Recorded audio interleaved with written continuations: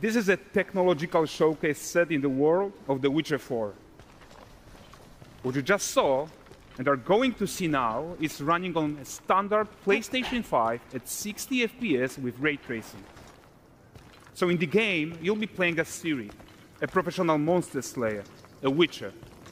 She explores the world and hunts down monsters for coin. The region we are in is called Kovir, and you'll get to explore it in the game. Right now, Ciri is investigating a monster, and after gathering new clues, she is heading back to a nearby village.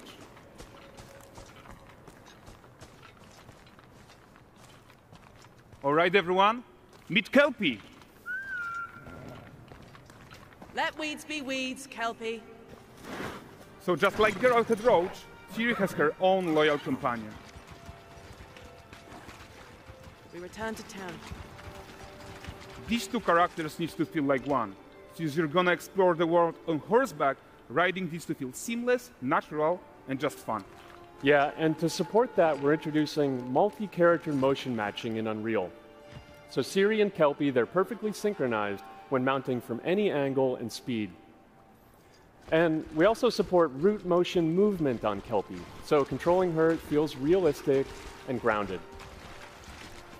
And there are also some really nice improvements to our Unreal Chaos Flesh Solver and these machine-learned deformations. So you've got realistic muscles moving and stretching under Kelpie's skin without compromising the performance there.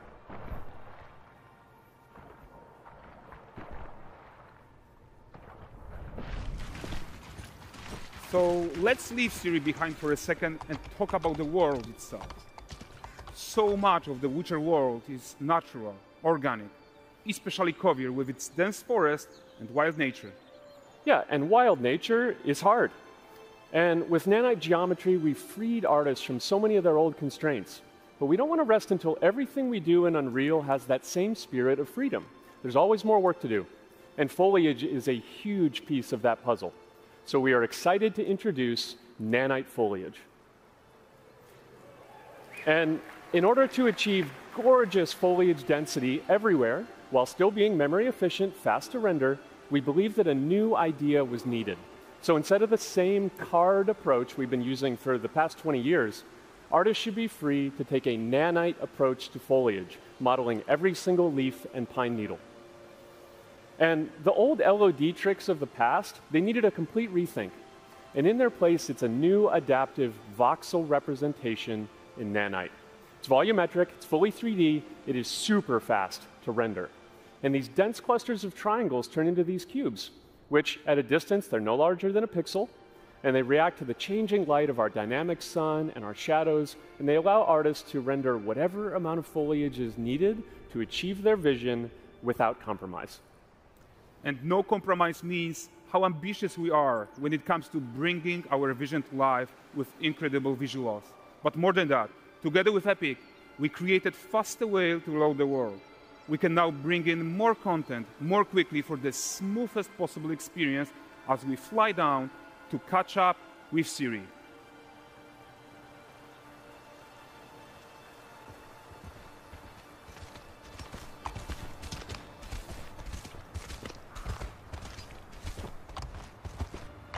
Welcome to Valdrest. So Valdrest is a port town, a hub for fishing, trade, and mining. It's one of those places where you can meet shady characters or overhear gossip from other lands. It's also where Ciri took on her current contract. High-tech, let's leave Kelpie here and explore the marketplace and food. I'm so excited we can finally show you some of this stuff. Let's see what Valdrest has to offer. Not her again. Not even at the land Exeter Fair. Now, 9 gazes while I present him with a fish. For the furry rascal will often wait, and the fair's weight grants good fortune. More than me.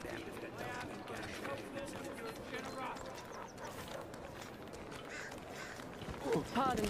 Guys, notice how responsive the world is. Character actions directly affect what happens around you, sometimes even setting off chain reactions. Everything is working together.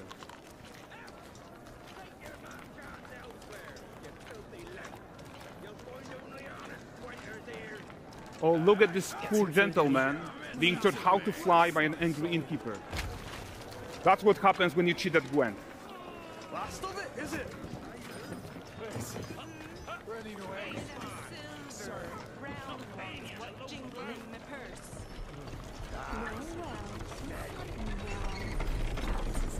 Okay, so this is the guy who gave the quest his own.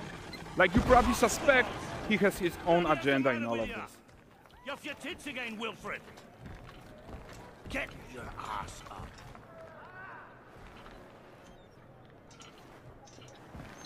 A typical day's toil. Who in? Ah, Witcheress. What news of my wagons? No eternity is taking that damn salt to arrive. I found them. And, well, suffice to say, they'll not reach you. As for the salt, I found not one speck. I presume this comes as no surprise to you. Now.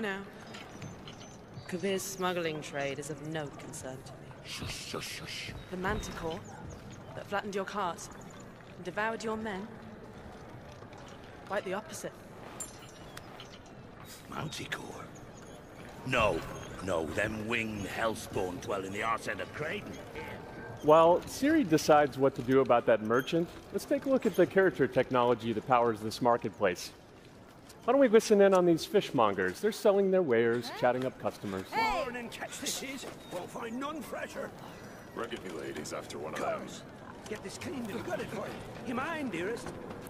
Into seeing something more. Got mackerel cod, all Braxton's finest. And there is tons of tech at play here, even in this simple market stall. Metahuman tools, improved Unreal smart objects, chaos cloth, and more. Yeah, and all of this exists to make sure that the gap in quality between Ciri and NPCs is as small as possible. Yeah, and closing that gap, it's not just about fidelity, right, but also authenticity. They should react to changes in the world around them. But the prisoner in Pillory isn't exciting enough for Valdrest. Let's grab everyone's attention with a circus.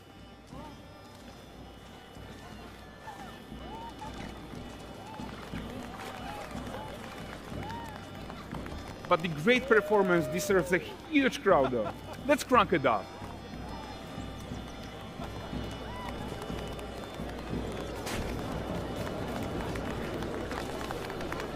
So you are seeing tons of optimizations here to many of Unreal systems, including an entirely new Unreal animation framework, allowing us to fit easily in our 60 FPS budget, not just in rendering, but also with room to spare on the game thread.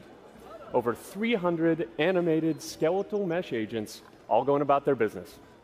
And the whole point is to leave breathing room for developers like you to introduce the gameplay and the systems that your players expect, empowering you to make your worlds come to life without Unreal standing in your way.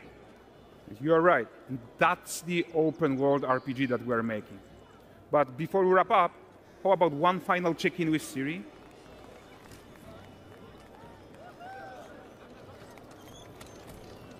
We are making this game to be the most immersive and ambitious open world Witcher game ever.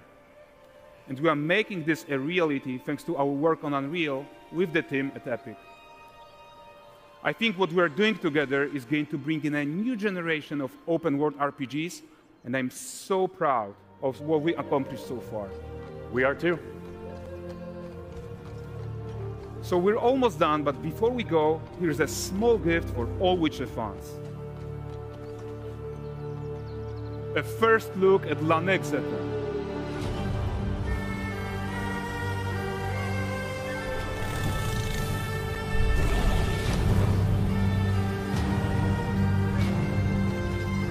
Onward, Kelpie. We've worked.